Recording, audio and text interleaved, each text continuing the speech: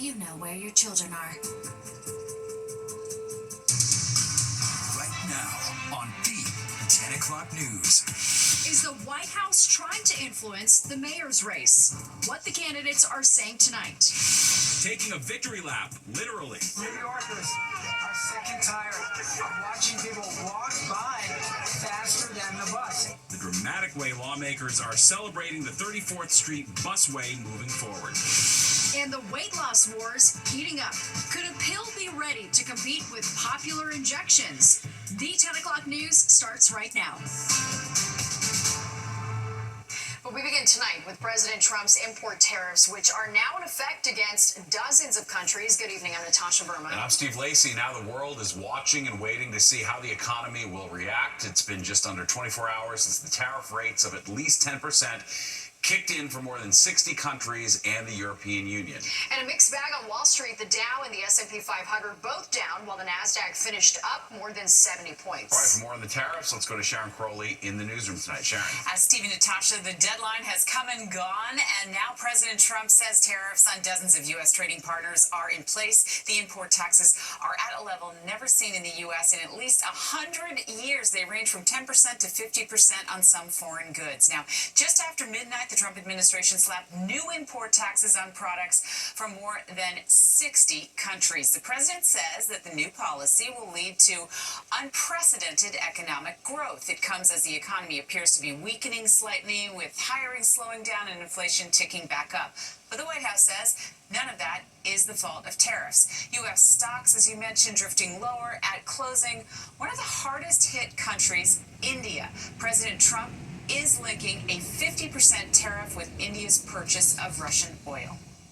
Do you expect increased trade negotiations, since you've announced the 50% tariff? No, not until we get it resolved. India will never compromise on the interests of its farmers, livestock owners, and fishermen, our brothers and Well, a trade truce remains in place with China, but that expires in 5 days, and it's unclear what Beijing's new tariff rate will be if they can't make a deal. A tariff pause also remains in effect with Mexico, America's biggest trading partner. The overseas companies that's taken advantage of the U.S. for so long that the U.S. companies are shouldering a lot of the tariffs, and perhaps we'll see some price on the consumers, but overall inflation has been very nascent. And as a matter of fact, 2 months ago we saw inflation drop for the first time in 4 years.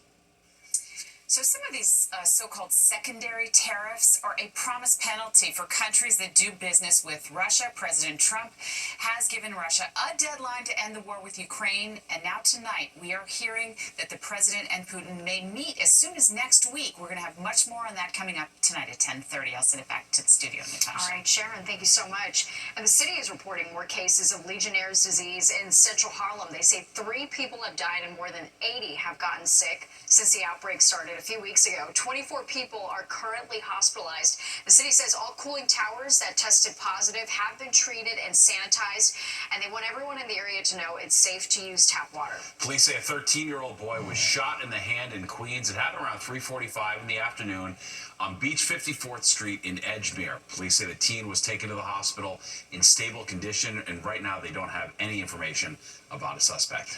The NYPD is investigating a pair of brutal stabbings on the subway. Police say both were unprovoked. Just after 11 last night, an armed robber stabbed a woman on the 3 train at the Wall Street station. The NYPD released these surveillance images of the suspect. The victim is in her 20s, and she's still in the hospital. And then on Tuesday in Chelsea, a 25-year-old woman was walking into the train station at West 23rd Street and 8th Avenue when a man stabbed her in the back, unprovoked. Police acted quickly. They tell us that they arrested 21-year-old Carlos Rivera and charged him with attempted murder and 3 counts of assault. Still, officials say overall subway crime is down, but not for felony assaults. Well, 24 years after the 9/11 terror attacks, 3 more victims have been identified. The New York City chief medical examiner announcing today that remains have been matched to Ryan Fitzgerald of Floral Park, Barbara Keating of Palm Springs, California, and another woman whose name has not been released. The matches were made through advanced DNA testing. All right, time for some weather as we take a live look outside. And we are finally breathing in clean air as the skies cleared from all that wildfire smoke. Chief Meteorologist Nick Gregory is here with a first look at the forecast. Hey, Nick. Hi, Natasha and Steve. Yes, a better day for sure. And we started with some clouds this morning, but then sun took over and brought us into some comfortable temperatures this afternoon. Humidity's been low, and right now it's very nice out there. We're in the 60s, White Plains to Poughkeepsie. In fact, 67 up there in the Mid-Hudson Valley. Only 56 though in the Hamptons. We're back to 72 as you get towards Newark. So pretty comfortable nights coming up. We can thank an easterly wind that's in play at about 5 miles an hour on average, or the wind has gone calm, but we'll mainly see an easterly wind tonight into tomorrow. So that will keep temperatures a little bit cooler right along the coast with the wind off the ocean. All right, we had some showers up in upstate New York and parts of New England. You see they are falling apart, and the wide view shows there's nothing really coming our way. Shower activity off down to the Carolinas will be staying away as well. So our futurecast overnight, we're going back down into the middle 50s. Some of the cooler spots north and west, that should be nice. Low 60s along the coast, 50s though out in the Hamptons, and about 66 in Midtown. Tomorrow, another nice day, mostly low 80s, particularly again inland and away from the coast. That should include the city. It will stay in the 70s though in the coastal spots with wind off the ocean, but a bright and sunny day. Clear tomorrow night. Look at these temperatures. Low to some middle 50s again. North Jersey, Hudson Valley, over to Connecticut, and then 60s in the city. We'll get back up into the lower 80s as we head into Saturday. Another beautiful day with sunshine. Heat is going to be on, though, next week. Looks like another heat wave is on the way. Steve and Natasha? All right. Thanks, Nick. Well, the wheels on the bus go round and round, unless they're stuck spinning in all that Manhattan gridlock. All right, now a plan to transform the 34th Street area into a busway from 3rd to 9th Avenues is supposed to change all that, and tonight some lawmakers took a big victory lap. Fox 5's Richard Giacobas is live in Murray Hill with the details. Richard. Steve, Natasha, a running victory lap. Some call it a miracle on 34th Street. Others say it just proves how congested this famous stretch of 34th Street really is. Despite a dedicated bus lane from 1st Avenue all the way up till 8th, the M34 bus is still the 3rd slowest bus in all of New York City, with a crosstown trip clocking in at 22 minutes. So today, local leaders decided to lace up and beat the bus.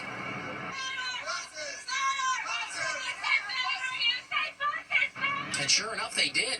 Team Pedestrian did, in fact, beat Team Bus by nearly 2 whole blocks. After racing for more than a mile, top mayoral candidate Zohran Mamdani joining DOT Commissioner Ydanis Rodriguez, Comptroller Brad Lander, and a host of other transportation advocates to make the case that busways are a Midtown miracle. Calls to transform 34th Street into car-free busways have been growing for months now, part of the Midtown South rezoning. Local leaders want ridership aboard the buses prioritized, while essentially eliminating cars and adding housing.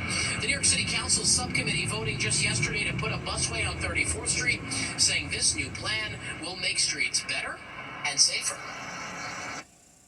You know, I wore my sneakers, but I could have worn my flip-flops, and the pedestrian prancers will go faster than the M34, because the M34, anybody know on average how fast it goes? 4 miles an hour.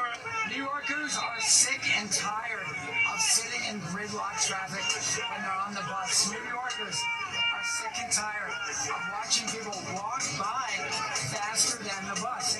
So that ends now on 34th Street with this busway. So people are going to be able to get east to west, west to east, very fast.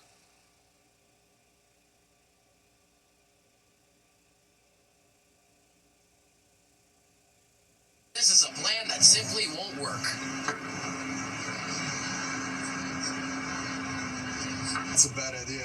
Already there are like not enough parking spots. The streets are really tight, and there are so many cars every day. So, MTA is not giving realistic solutions for this city. They're just taking a lot of money for everything.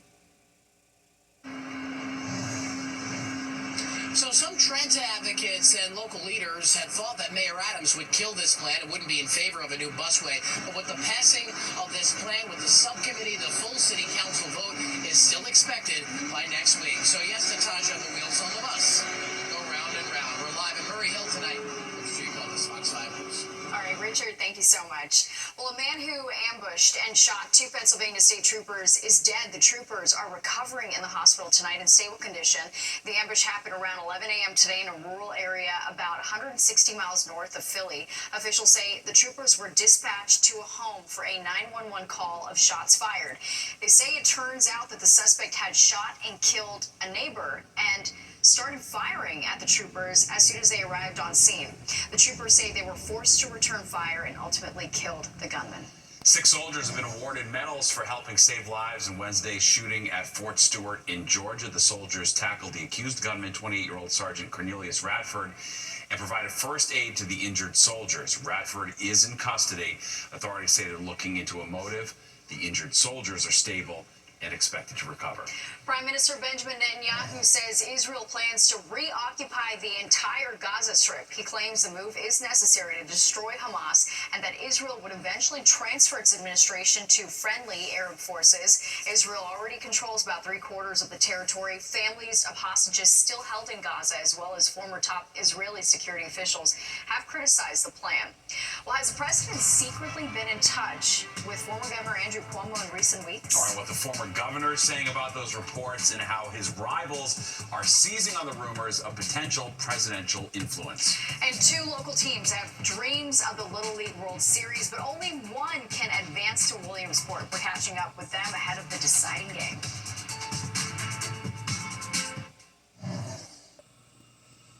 President Trump seems to loom over the mayor's race. Andrew Cuomo is defending himself after reports he recently talked to the president in an undisclosed phone call. All right, while Zoran Mamdani is seizing on the controversy, Fox 5's Morgan Mackay in the newsroom with the latest. Hey, Steve and Natasha. So former Governor Andrew Cuomo today said he did not recall the last time he spoke with President Donald Trump, but added that he did leave a message with Trump's team following the assassination attempt against the president last year. The New York Times is reporting that President Trump is considering whether to intercede in the mayor's race and has been speaking with pollsters and business leaders about who might be best positioned to take on the Democratic nominee, Zoran Mamdani. The Times adding that Trump even called Cuomo personally in recent weeks.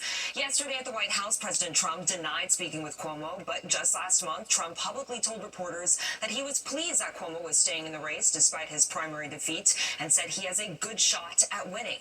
Although Cuomo says he couldn't recall the last time he spoke with the president, he insisted that he never spoke with Trump about the mayor's race, and he would not accept an endorsement from him either. However, if elected, Cuomo says he would work with him as mayor. If the federal government can be helpful to New York City, then you have the ethical responsibility to be in a position to accept working together, right? You can't say, thumb your nose at the federal government just to play your politics. Now, Cuomo also pointed fingers at Mayor Eric Adams, accusing him of having a closer relationship with the president following the mayor's now dropped criminal indictment. He also said that if Mamdani is elected, then Trump would take control of the city. However, both Mayor Adams and Mamdani pushing back today. Mamdani stood with the same union leaders who endorsed Cuomo in the primary, but are now endorsing him in the general election, and accused Cuomo of trying to steal the election from New Yorkers, while Adams said that he has never spoken with the president about his campaign.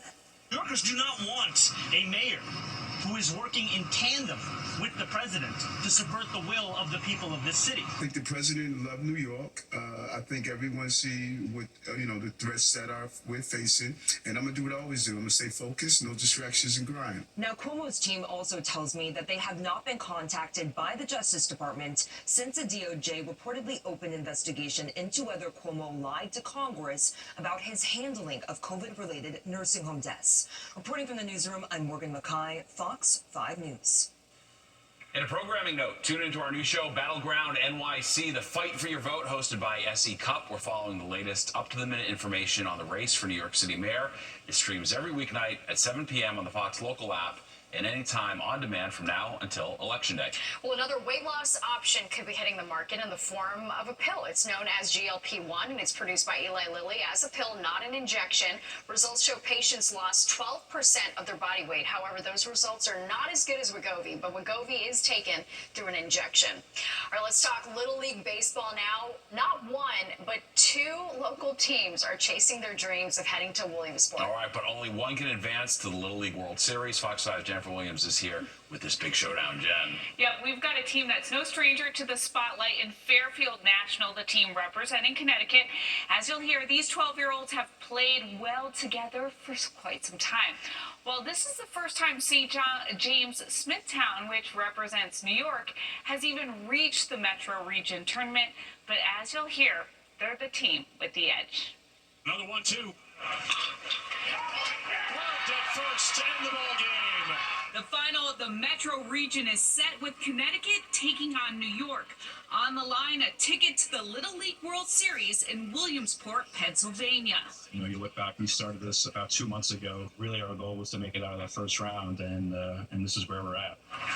Representing New York Friday night in Bristol, Connecticut is St. James Smithtown of Long Island, a team that was undefeated in regional play and topped Connecticut 6-1 on Monday. I always used to watch this when I was young, and now that I'm actually on ESPN doing all this stuff with my team, it just dream come true. I feel excited just to play and to have fun with my friends. I really want to get there. It'd be so awesome to be able to win this. Representing Connecticut is Fairfield National, which topped Jackson Holbrook of New Jersey on Wednesday night in order to advance. Their lone loss was, of course, to New York. Our hashtag, our motto is no days off. We've lived by that since May 15th. No matter what day we're out on the ball field looking to grind, get that much better every day. Fairfield National won state titles at younger age divisions and celebrated a third consecutive perfect run to this year's state championship. We knew we were a special group. We won the state title at 10 years old. We won the state title at 11 years old. We knew it would be a bigger bullseye on our back here in the state of Connecticut. And of that special group of 12-year-olds who can play every position and chase down every fly ball is Coach Brian Palazzolo's son, Brian. To get to Williamsport would be epic. It would be a closure to the Little League season that will be treasured in not just mine, not just all the boys, all of our families and friends that have followed us throughout the way. Now, first pitch in the all-or-nothing showdown for the Metro Regional title is Friday night at 7 p.m. And Bristol is about a 2-hour drive from here without traffic, of course, so it's going to be packed with family and friends. Steve? A huge moment in all their lives. Amazing stuff. All right, thanks, Jen. Well, weather outside, far from frightful. In fact, it's downright delightful. But if you're thinking of starting your weekend early at the shore, there are some dangerous rip currents that you got to know about. All right, and play on. That's Famous Live from 12th Night, the classic Shakespeare comedy, reopening the Delacorte Theater. Tonight, we're going to take you to Central Park. Swimmers being warned to use extreme caution along the Jersey Shore because of the high risk for dangerous riptides, high winds, and strong ocean swells to blame. Many beaches like this one in Belmar have put up the red flags, banning swimming altogether. Officials say the plan is for lifeguards to go out into the water tomorrow to see if it's safe for swimming.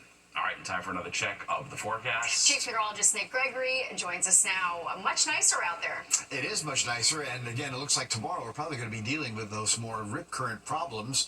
A couple of reasons why. You got this easterly wind that has been sort of persistent today. It's lightened up now. It was about 5-10 miles an hour into the zeros appearing. That means the wind has gone calm.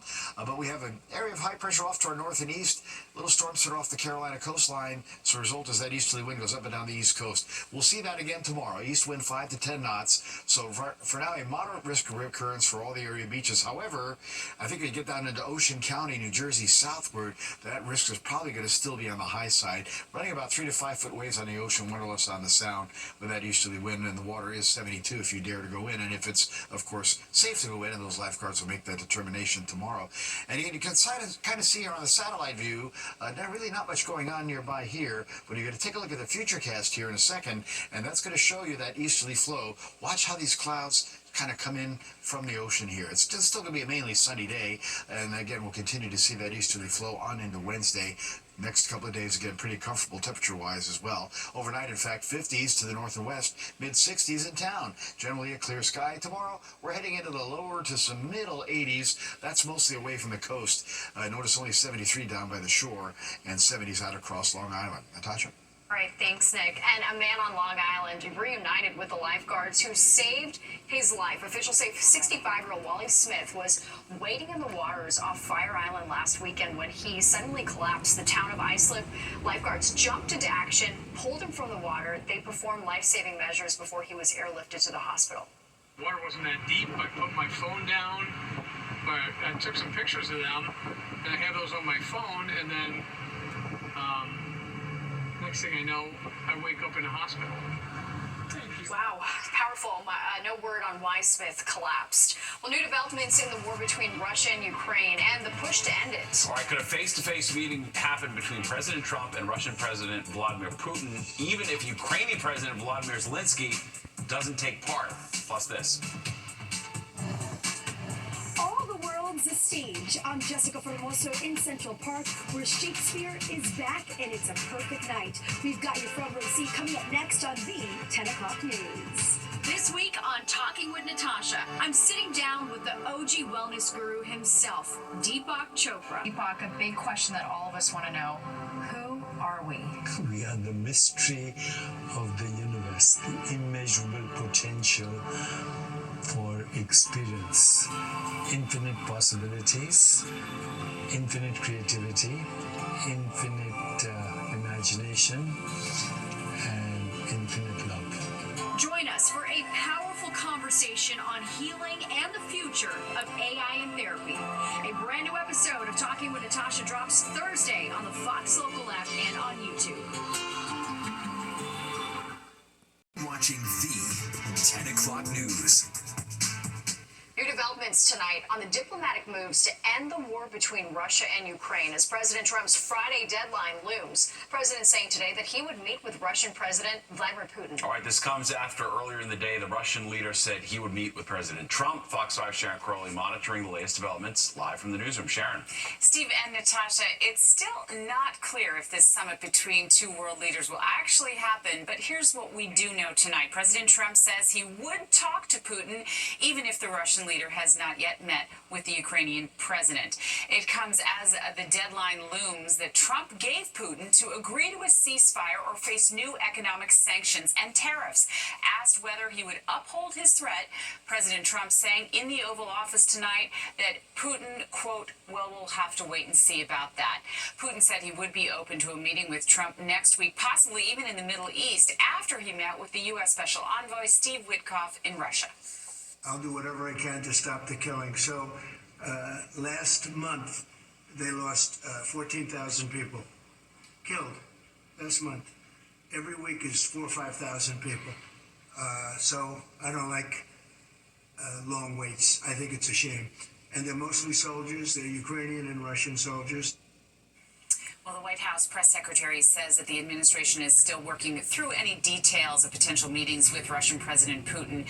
Putin has been, of course, globally isolated by most world leaders since his invasion of Ukraine, and critics say a summit of this kind between him and President Trump would wrongly elevate Putin on the world stage. Steve? All right, thanks, Sharon. The men accused of killing two Israeli embassy staffers outside the Capitol Jewish Museum in Washington, D.C., has been indicted on federal hate crime and first-degree murder charges. According to the indictment, Elias Rodriguez made statements before the shooting advocating for violence against Israelis. Officials say he was also heard shouting "Free Palestine" after he was arrested. Prosecutors will decide at a later date whether to seek the death penalty. Well, new tonight, Sky Fox over the scene of a shooting in Bed-Stuy, Brooklyn. The NYPD says a 27-year-old is hospitalized in critical condition tonight after he was shot at Broadway and Kossuth Place around 5 o'clock tonight. No word on what led up to the shooting, and thus far, no arrests. The ex-husband and former manager of singer Kelly Clarkson has died at the age of 48. According to TMZ, Brandon Blackstock had been fighting melanoma for over 3 years. Just a day ago, Clarkson announced that her Las Vegas residency was postponed, stating that her children needed to be with their dad.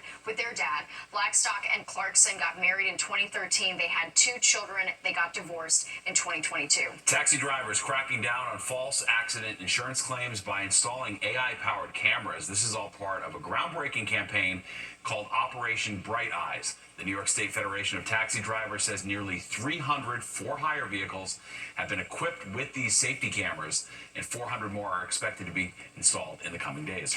The $8 billion merger between Paramount and media company Skydance is a done deal. It closed early this morning. The Redstone family controlled CBS and Paramount Pictures for decades. The new company will officially be called Paramount Skydance Corporation. Before the merger, there were questions about Paramount's decision to cancel The Late Show with Stephen Colbert. Some say it was to gain the Trump administration's approval for the merger, while others claim it was a financial decision.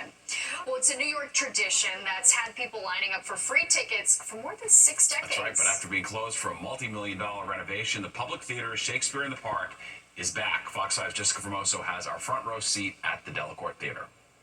I could hardly wait. It's so exciting. Cannot wait to see it.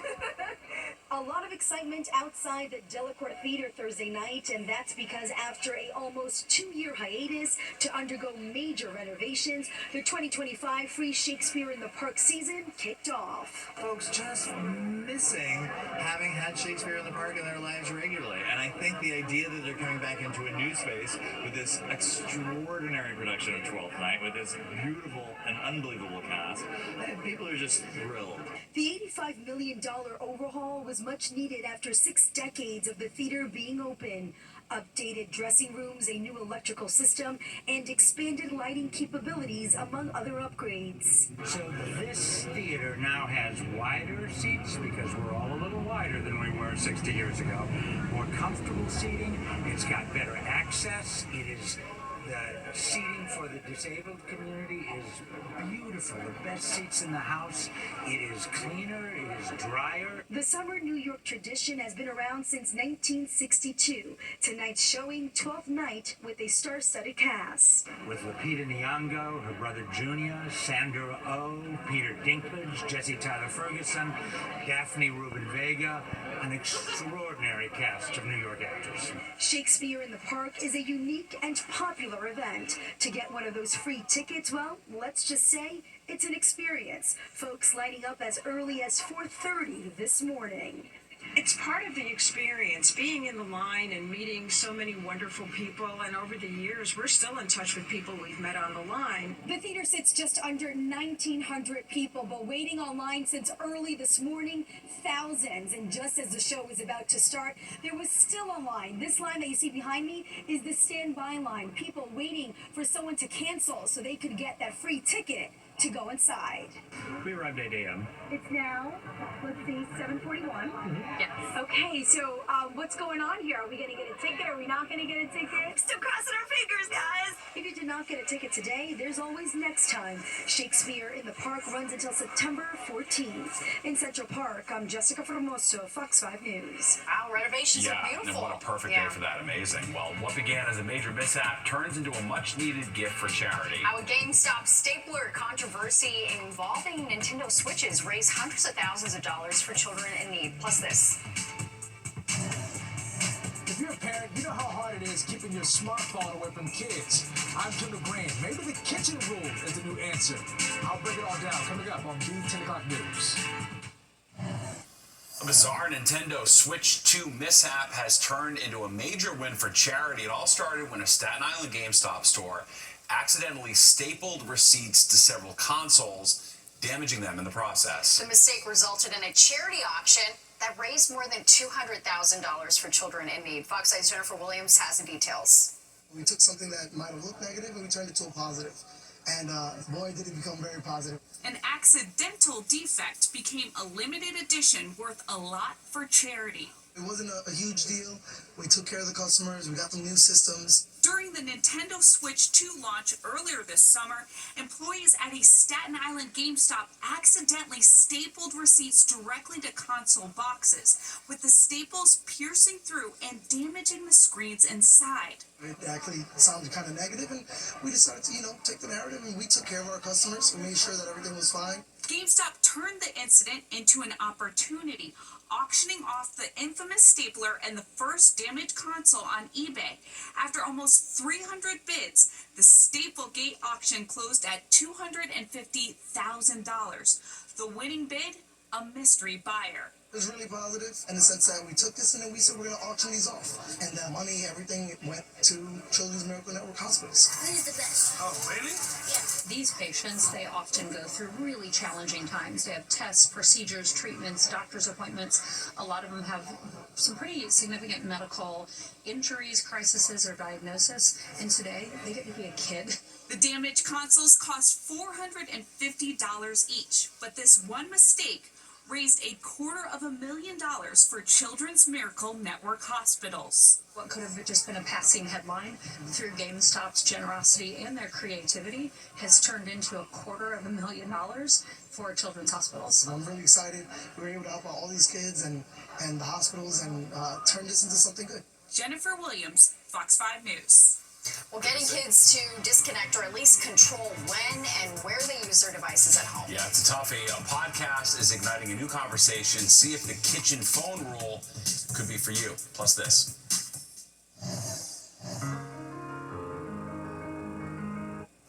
Looking back at the life and musical legacy of composer and band leader Eddie Palmieri.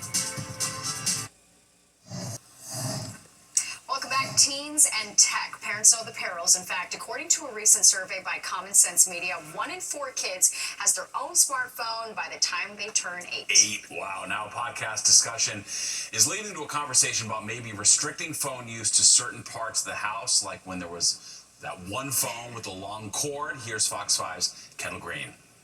Chances are it's been a while since you heard anything about a landline, let alone a kitchen phone. But they were just as popular as the cast members of sitcoms between the 80s and the early 2000s. This one. Anytime you saw a character on the phone, they were tethered by a line. And those vintage lines have apparently inspired some new parenting guidance from Kylie Kelsey, the wife of former Philadelphia Eagles star Jason Kelsey. She broke it all down on her Not Gonna Lie podcast. You can still use the phone on the first floor of the house, but they live in the kitchen. Kelsey calls the approach the kitchen phone rule, explaining it as a way she keeps an eye on what her kids are doing on their phones, while ensuring they're not alone with their devices behind closed doors. They're staying in the kitchen. What do you think about that? I mean, it's arbitrary. You got to limit the usage. Like, that's just like then they're going to hang out wherever they can use the cell phones, right? Kids aren't dumb. I think that what the mom's doing is great. Parental expert and author Liz Stern loves the approach. In my house, we have somewhere in the living room that I take my daughter's phone in at night, I put it in. While some parents stick to imposing time limits on their kids' cell phone use. I wouldn't let her more than an hour. Stern hopes the conversation leads to a decline in using smartphones and a pivot to more simple ones like flip phones and landlines. That way, you know who's calling you, and it's not just doom scrolling all day and all night, and especially for these kids. Parents share Kelsey may be onto something. Cell phones bring in a lot of information very quickly, and it's not censored. Unless, well, I mean, a little bit different in New York. Like, we don't have multiple floors. I don't anyways. We live in a 1-bedroom apartment, so. Kendall Green, Fox 5 News. Yeah, that guy makes a great point. In the city, we ain't got any room to hide the phone anyway. I know. It is so funny thinking how easy kids have it now. Nick, remember we used to have to call up the girlfriend, and if the dad answers, See if someone's breathing. Is Katie there? Breathing on the line somewhere else in the house. Did I hear? Who's on the phone? Well, yeah, you had 3 daughters. You used to be the gatekeeper, I'm sure, right? I know. But as each daughter, progressed they got their cell phones early, right? So lost that control. Exactly. So, well, you could certainly take a look outside and see how beautiful it's been this evening. A clear sky after a beautiful day. We started with clouds, but then the sun took over, and very nice temperature-wise. 81-64, a bit above average, but comfortable. 104 record high, though. That was 1918, as cool as 57 in 1994. Be some 50s in the suburbs tonight. Beautiful sunrise, 5:58, and it's going down now at 8:04. By the way, in the month of August, we're going to lose about 70 minutes of daylight, just in case you're wondering, as we move further on into summer. Clear 69 now. Wind is calm in the city. Humidity, not too bad. Good strong pressure reading 30-31. Dew point in the low 50s. So again, it is comfortable. And we're in the 60s. White Plains, Sussex to Poughkeepsie, there upper 60s. Allentown 72. Same for Newark. We're back to mid 60s. Belmar across the island. It even drops to 55 out there in the Pine Barrens region of the Hamptons. Mostly a calm wind, but it's generally still going to be out of the east tonight. Light 5, maybe up to 10 miles an hour. Nothing really more than that. Low 80s, Poughkeepsie, Sussex to Scranton today. Just about everywhere really away from the coast, but with that easterly wind, a little bit cooler. Again, temperatures in the 70s there up towards Bridgeport. And again, the wide view is going to show pretty nice weather all through the northeast. Mostly 80s through New England. Back to Rochester, State College 77, then low 80s, Washington, D.C., southward and westward, even though hitting 90 in Chicago today, 91 actually now, their new high, 92 in Nashville, and I point those out because that's where our temperatures are going to be headed once that heat starts drifting eastward. We'll see that here arriving early next week. Other than that, not much going on. All the showers up in the north disappearing. The sky is clear here. We do have high pressure just off to the east. That's bringing in that easterly flow. This system also helping to do the same thing down across the southeast, which is why, again, we have those rip current issues, particularly along the Jersey Shore.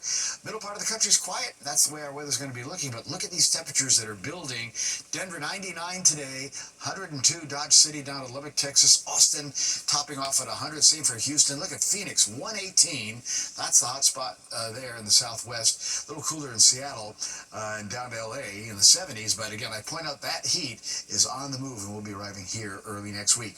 All right, for tonight, comfortable. We'll say mid 60s in the city, low 60s at the coast, a little cooler in the Hamptons, as you already saw, and 50s also to the north and west, clear sky for sure. Tomorrow it's sunshine. We're back to the lower 80s, most areas, again, away from the coast. I'll be talking 70s, though, from East Hampton back on down to Belmar. Tomorrow night, clear. Look at some of these numbers, again, into the 50s, north and west, towards Poughkeepsie there in Sussex, and then mid 60s in the city, low 60s at the coast, and we should be low to middle 80s as we head into Saturday, and then temperatures will be ramping up from there. Again, boaters winds east 5 to 10, 3 to 5 foot waves on the ocean, 1 or less on the sound, water 72. Be careful for those rip currents as we discussed. 66 tonight in town, mid 50s in the suburbs with a clear sky. Tomorrow it's sunshine and temperatures will respond to 82, 84 Saturday, 87 on Sunday. Still not that humid, but we break 90 on Monday, and then we stay in the low to middle 90s after that, Tuesday, Wednesday, Thursday. Humid days, 70s for overnight lows, so back to summertime weather and great time to take a vacation if you can. Yeah. Too bad you're out of time, Nick. Yeah, what are you going to do? All right, well, saying goodbye to a Latin music legend. And we're going to take a look back at the life and legacy of Eddie Palmieri. The loss of a legendary figure tonight. Eddie Palmieri has died at 88. Yeah, he won multiple Grammys, released dozens of albums, and left an enduring musical legacy. Fox 5's Jessica Formoso takes a look back at the groundbreaking career of this native New Yorker. It was the innovative fusion of Afro-Caribbean beats with jazz harmony.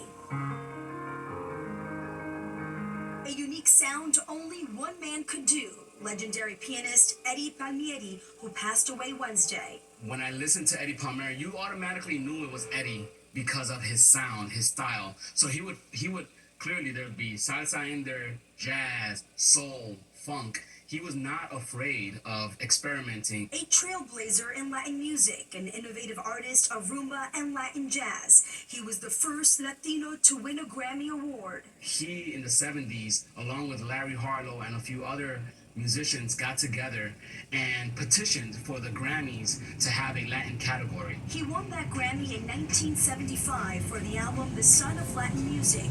He went to win 7 more over a career that spanned nearly 40 albums. Born in Spanish Harlem on December 15, 1936, he began studying the piano at an early age. So it was very unique. His piano playing was extremely unique. Before him, everybody played what we call octave style in what we call Cuban style piano, which is today called salsa. And he started using more jazz-oriented chord voicings in his playing. In 1961, he formed his own band, La Perfecta. La Perfecta was the first to feature a trombone section instead of trumpets. Nobody had had a band when he started his band in 1961 with 2 trombones and just a flute. Multi-Grammy nominee, drummer, percussionist, band leader, and educator Bobby Sanabria knew Palmieri personally. They shared the stage together. The thing about Eddie is that he was the last living tie of the great band leaders that played at the incredible home of the mambo, the Palladium Ballroom. Palmieri was on Bobby's radio show WBGO Jazz 3 years ago. We played in a trio context. Myself on drums, him on piano, and Lucas Curtis, his great bass player. And we talked about doing a trio album. And alas, his health issues got in the way. Sanabria was in the middle of planning a tribute for Harlem Week of salsa legends Celia Cruz, Tito Puente, and Eddie Palmieri when he got the devastating news of his passing. The concert even has more significance now that Eddie has passed. And this was planned months ahead of time. So I was hoping that he would be able to come, but alas, he's no longer with us. Palmieri was 88 years old. The cause of death has not been released. I'm Jessica Formoso, Fox 5 News. Sad loss. And there's more at 10 o'clock news straight ahead. We'll be right back. Well, a pretty wild reunion today in Florida. A family was reunited with their dog after 5 years. The family in Fort Lauderdale adopted Bella back in 2018, but had to give her away to a friend after their house burned down. They tried to get her back before moving to Central Florida, only to learn the friend had given Bella away. But on Monday, firefighters in Fort Lauderdale rescued Bella after she fell into a canal and contacted her original family. Police were able to use Bella's chip to track down the original owners and make this reunion happen. That wow, is what a pretty journey. miraculous. That is wild. Goodness. Yeah, no doubt about it. That's nice to see there, no doubt.